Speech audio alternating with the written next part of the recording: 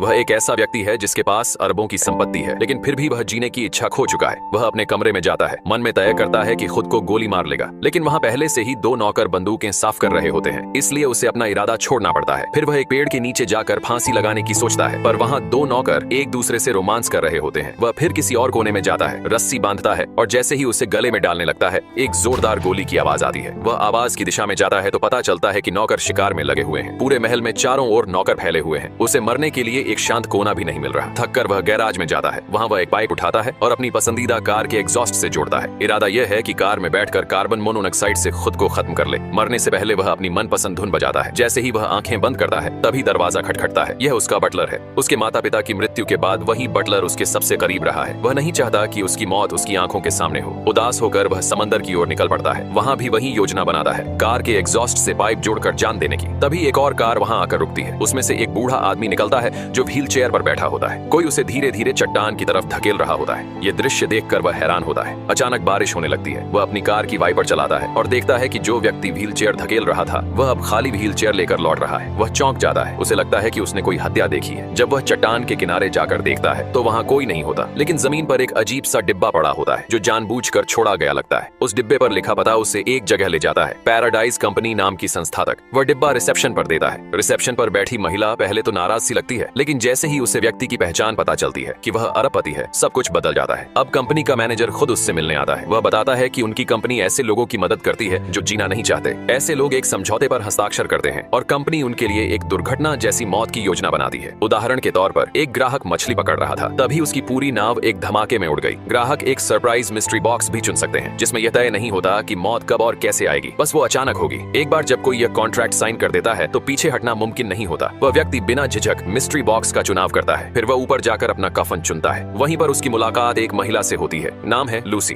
वह भी मरने की इच्छुक होती है। दोनों के बीच बातचीत होती है और रिश्ता बनने लगता है। वह अपने महल लौटता है, सभी नौकरों को हटा देता है, वकील को कहकर अपनी पूरी जायदाद बिकवा देता है और उसका सारा पैसा दान कर देता है। अब वह बस चुपचाप मौत का इंतजार कर रहा होता है। 3 दिन बीत जाते हैं लेकिन कुछ नहीं होता। वह कंपनी को फोन करके शिकायत करता है तो वे कहते हैं कि जैसे सामान्य लोग जीते हैं वैसे ही जिएं, सरप्राइज किसी भी वक्त आ सकता है। उसी दिन टीवी पर उसे खबर मिलती है कि लूसी के घर के पास धमाका हुआ है। वह बेचैन हो जाता है और तुरंत वहां पहुंचता है। अपनी कार की छत पर चढ़कर देखता है कि लूसी सुरक्षित है। उसे राहत मिलती है। बाद में वह लूसी को समंदर किनारे ड्राइव पर ले जाता है। वहाँ माहौल बहुत शांत और रोमांटिक होता है। दोनों डांस करने लगते हैं। जो दो दिल अंदर से टूटे हुए थे वो धीरे धीरे जुड़ने लगते हैं, लेकिन वह नहीं जानता कि यह सब कुछ पहले से तय किया गया है। यह सारी योजना उसी कंपनी की है और लूसी वही है जिसे उसे मारने का काम सौंपा गया है।